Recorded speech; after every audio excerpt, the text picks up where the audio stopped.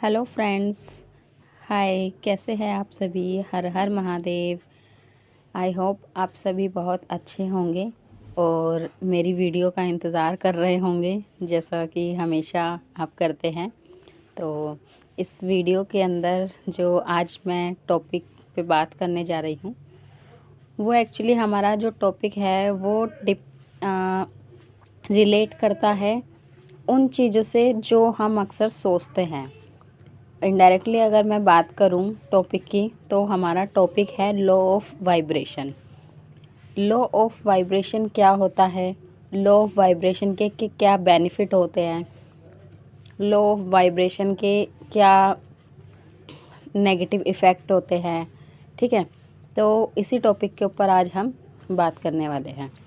तो सभी फ्रेंड्स, आज का इस टॉपिक के स्टार्ट हम यहाँ से स्टार्ट करते हैं।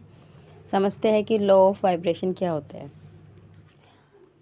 अक्सर आपने देखा होगा, जब भी हम कुछ मतलब कि कुछ भी काम अगर हम करने जाते हैं, करना चाहते हैं या करने जा रहे हैं, कोई भी सिचुएशन हो सकती है, या हम कोई ट्रिप प्लान कर रहे हैं। अक्सर देखा होगा बच्चे स्कूल से मतलब कि स्कूल में होते हैं, तो अगर स्कूल की तरफ से बच्चों को पिकनिक लेके जाते हैं, तो अक्सर हमारे दिमाग में क्या आता है कि हम अपनी माइंड में विजुअलाइज करते हैं।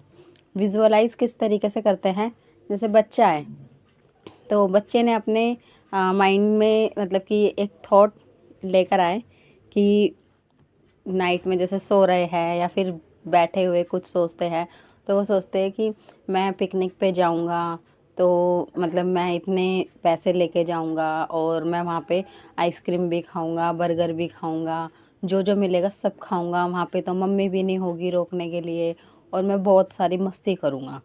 तो ये जो उस बच्चे ने अपनी पिकनिक पे जाने से पहले सोचा, इसको कहते हैं विजुअलाइजेशन, और इसको कहते हैं एक्चुअली वाइब्रेशन, जो हमारी रियल लाइफ के अंदर वर्क करती है। वो किस तरीके से वर्क करती है मैंने आपको बताया।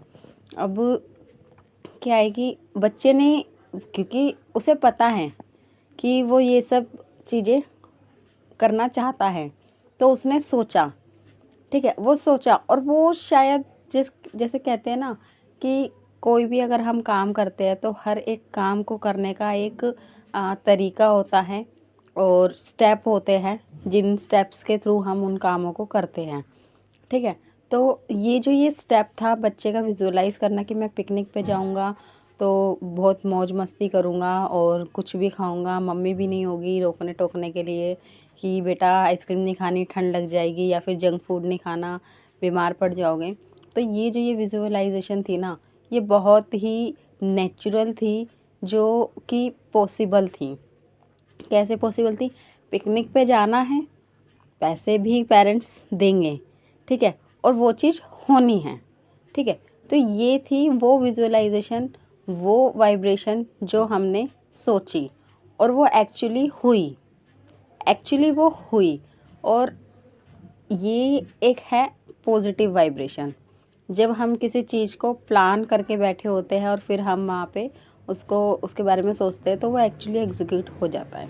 ठीक है, ये चीज़ एग्जीक्यूट हुई। अब आपको मैं सेम इसी चीज़ पे दूसरा एक नेगेटिव एग्जांपल देती हूँ।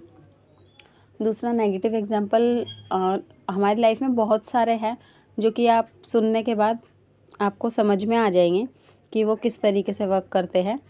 अक्सर क्या होता है कि हम किसी जॉब के लिए जा रहे हैं, ठीक है, या फिर मान के चलो हम नई नई गाड़ी चलाना सीख रहे हैं, ठीक है, या कुछ भी नया ऐसा काम करने जा रहे हैं जिसमें थोड़ा सा भी रिस्क है, तो हमारा जो माइंड है वो सबसे पहले हमें ना नेगेटिव थॉट्स की तरफ अट्रैक्ट करता है।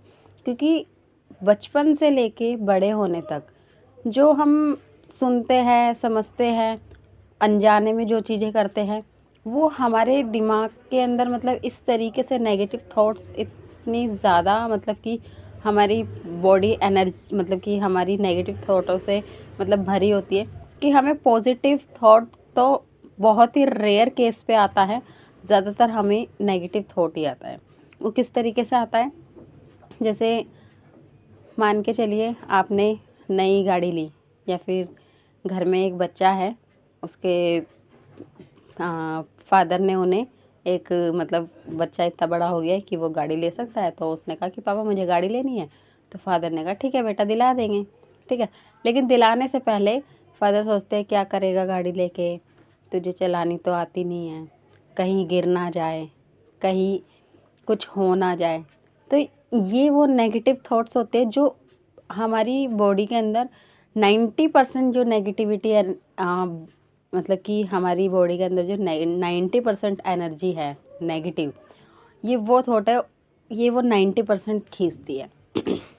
10% तो सिर्फ उसने खींची जहाँ पे हमने कुछ प्लान कर लिया, और जहाँ पे हमें पता है कि 100% कुछ अच्छा ही होना है, जैसे मैंने पिकनिक के बारे में बताया। लेकिन जो नेगेटिव थॉट्स हैं वो ऑटोमेटिकली आते हैं। जैसे अब बताया गाड़ी के लिए, अब गाड़ी हम लेकर भी आ गए, ठीक है, गाड़ी लेकर आए, अब बच्चा स्टार्टिंग है, सीख रहा है। हाँ, बाइक है, बाइक के लिए तो चलो हम ये सोचेंगे कि बाइक तो तभी दिलाई जाती है जब किसी से भी, किसी की भी बच्चा धीरे धीरे चलाना सीख लेता है। हम छोटे बच्चे का एग्जांपल लेते हैं, साइकिल का, साइकिल दिलाने का। अब जब बच्चे के लिए हम साइकिल लेकर आते हैं, क्योंकि हाँ जैसे मैंने बाइक के लिए बोला, थोड़ा सा मिस्टेक हो गई, बाइक के लिए बोला, ऑब्वियस सी बात है, बाइक से पहले बच्चा साइकिल ही सीखता है, तभी बाइक के लिए वो ट्रेंड होता है।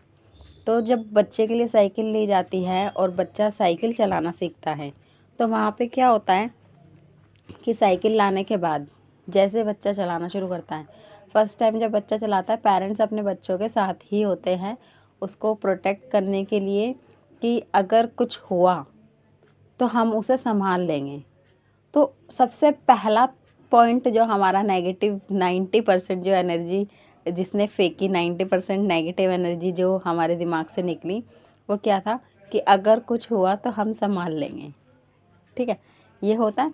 अब दूसरी चीज़ क्या होती है कि जैसे ही चलाने लगता है, हमारे माइंड के अंदर या फिर हमारे सबकॉन्शियस माइंड, जो अंतरात्मा हमारी जो सोचती है, उसके अंदर क्या सोच आती है, कहीं ये गिर ना जाए, कहीं इसके चोट ना लग जाए। तो आपने देखा होगा कि अक्सर क्या होता है, वो गिरता ही है, क्योंकि हमारी जो एनर्जी थी ना, वो नेगेटिव चीज़ों को इतनी जल्दी मतलब कि अट्रैक्ट करती है, जितना कि पॉजिटिव नहीं कर पाती। क्यों नहीं कर पाती, पॉजिटिव नहीं कर पाती, उसका भी एक रीज़न ये होता है कि हमने बचपन से लेके बड़े होने तक ज़्यादातर नेगेटिव चीज़ों के बारे में ज़्यादा सोचा है बजाय कि पॉजिटिव, ठीक है। सुना होगा, बच्चा है थोड़ा सा वीक है पढ़ाई में, तो अक्सर क्या बोला जाता है, ये तो नालायक ही है, ये कुछ नहीं करेगा अपनी लाइफ में, देख लेना ये नाम डुबोएगा हमारा, इसको कुछ आता जाता ही नहीं है, ठीक है।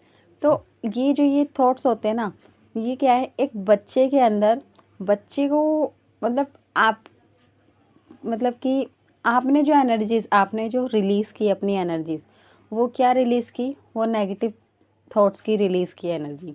अब क्या होता है, जब धीरे धीरे बच्चा बड़ा होता है, ठीक है, अपनी स्टूडेंट लाइफ उसकी ख़त्म हुई, स्कूल लाइफ ख़त्म हुई, आफ्टर 12th बहुत ज़्यादा नहीं, पासिंग मार्क्स आ जाते हैं, ठीक है।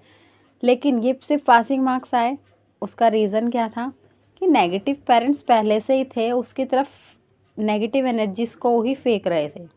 मतलब हम किसी को क्या देते हैं वो बहुत इम्पोर्टेंट है, ठीक है, वो बहुत इम्पोर्टेंट है, हम किसी को क्या देते हैं। तो हमें सबसे पहले किसी को नेगेटिव एनर्जीज़ को हमें ट्रांसफ़र नहीं करना है, ठीक है। तो आई होप आपको चीज़ें समझ में आ रही होगी। हम कोई इंटरव्यू देने जाते हैं तो हम सोचते हैं कि पता नहीं हमारा सिलेक्शन होगा या नहीं। हम ये क्यों सोच रहे हैं, हम डायरेक्ट ये सोचें ना कि मेरा सिलेक्शन हो जाएगा तो उसके बाद मैं क्या करूँगा, सिलेक्शन हो जाएगा तो मेरी इतनी सैलरी होगी, मैं उससे अपने लिए सपोज़ करो एक फ़ोन लूँगा, अपने घर में पेरेंट्स को जो वो कहेंगे वो दिलाऊँगा, छोटे भाई बहनों को दिलाऊँगा। हम ऐसी सोच क्यों नहीं रखते। यही जो एक सोच है ना हमारी, हमें ज़रूरत है इसको मतलब अपनी लाइफ में अप्लाई करने के लिए बहुत ज़रूरी है, क्योंकि हम नेगेटिव एनर्जीज़ के साथ इतना ज़्यादा भरे हैं कि हमें उन्हें पॉजिटिविटी के साथ कन्वर्ट करने में थोड़ा वक्त लगेगा। थोड़ा नहीं, थोड़ा ज़्यादा ही वक्त लगेगा, क्योंकि नेगेटिव एनर्जी से हम सालों से भरते आ रहे हैं।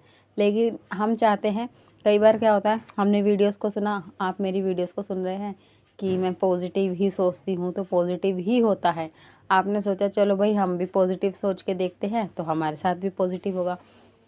आप एक दिन पॉजिटिव सोचते हो, 2 दिन पॉजिटिव सोचते हो, या मैक्सिमम 10 दिन पॉजिटिव सोचते हो, और आपकी सोची हुई पॉजिटिव चीज़ों में से एक भी चीज़ पॉजिटिव नहीं हो पाती, तो आपका क्या होता है, वहाँ पे आपका माइंड डिस्ट्रैक्ट हो जाता है कि कुछ नहीं है, सब बकवास है, कहने की बातें हैं, ऐसा है वैसा है, कुछ नहीं होता।